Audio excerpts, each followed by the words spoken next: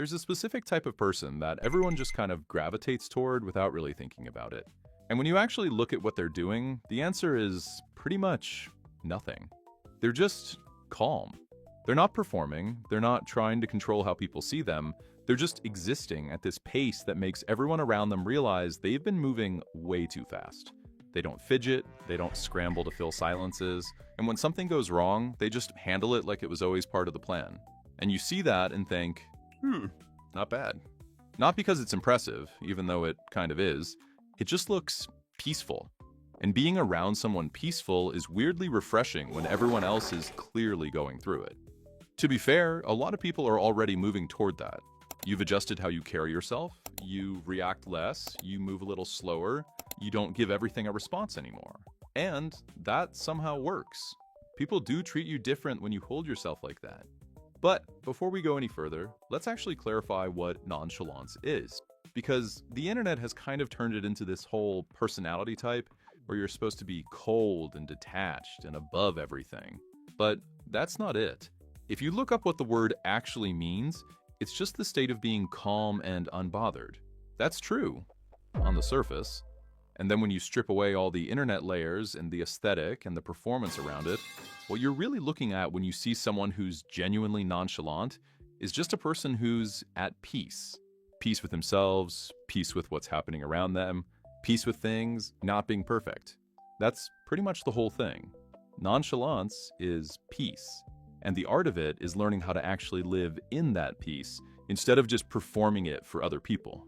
Because, let's be honest, that's where most people are right now. They've got the outside looking right, but the inside is still loud. Still overthinking, still replaying, still keeping score of things that don't need keeping score of. And the gap between how calm you look and how calm you actually feel is what we're going to be talking about. A lot of that gap comes down to your body, which is the least interesting answer, but it's the honest one. When someone seems chill, a lot of it is literally just that their heart rate is normal, their breathing is slow, and their body isn't holding tension anywhere. Their nervous system is just sitting at a lower level than yours. So when something happens that would normally make you tense up, their body just doesn't respond that hard because it's starting from a calmer place. And when your body isn't calm, it shows up in ways you can't control.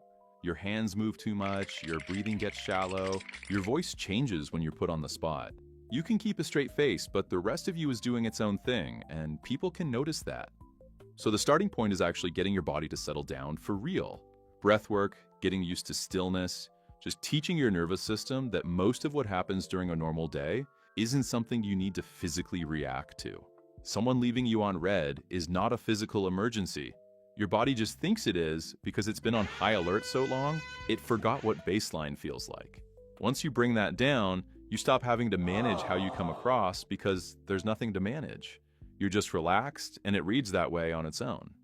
Now, the social part is just not spending energy on things that don't need your energy, which sounds stupidly obvious, but most people are hemorrhaging energy all day without realizing it. You're explaining yourself to people who didn't ask for an explanation. You're trying to win arguments that literally do not matter and won't matter tomorrow. You're laughing harder than you actually want to because someone made a joke and you felt like you had to match their energy. You're reposting things on TikTok and then hoping if certain someone saw it. All of this is just energy leaving you for no return. A couple hours later, and you're tired at the end of the day, and you don't even know why because you didn't really do anything. Well, you did a lot actually. It was just all invisible social maintenance that produced nothing. The person who seems nonchalant just isn't doing most of that. They respond when they have something to say, and they don't when they don't. They let weird comments float past without feeling the need to address them. They don't track who watched what or who responded how. They just have other stuff going on, and this stuff doesn't rank high enough to matter. And what they found by not doing all of that is peace. Actual peace.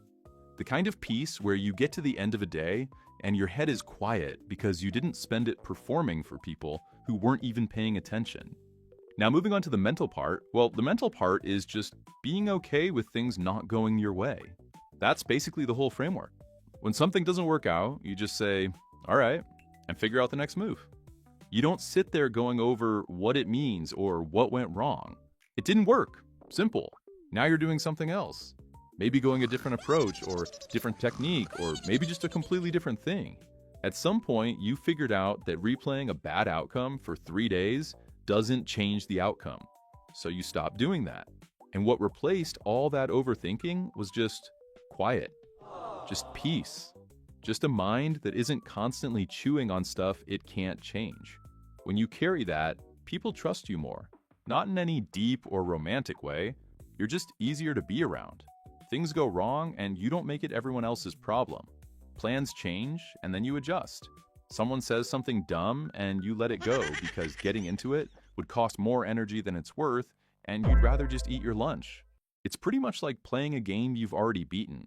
You're still playing, still paying attention, but now you just don't panic over one bad round because you know there's more coming. In addition, here are a few practical things that are almost too dumb to mention, but they kind of work. First, wait like 2 to 3 seconds before you respond to people. Just give yourself a beat. People who respond instantly to everything often seem like they're on edge, and people who take a second just seem like they're actually listening and thinking. Subtle difference, but people feel it. Second, move a little slower in general. How you walk, how you reach for stuff. When your body moves fast, your brain assumes something urgent is happening and matches it. Slow it down a little and your brain goes, oh, okay, I guess we're fine, and then settles. Sounds simple, works immediately. Trust. And for the sake of all that is good and pure, stop being on your phone all day. If you're always online and always available and always the first to see everything, you just come across like you've got nothing else happening. Go find something to do. Take a walk, read a book, touch some grass. Do literally anything that isn't refreshing an app. It sounds like a lot of work, but honestly, it's the easiest way to actually get your time back. Anyways, go drink some water and stop thinking about that text. It's really not that deep.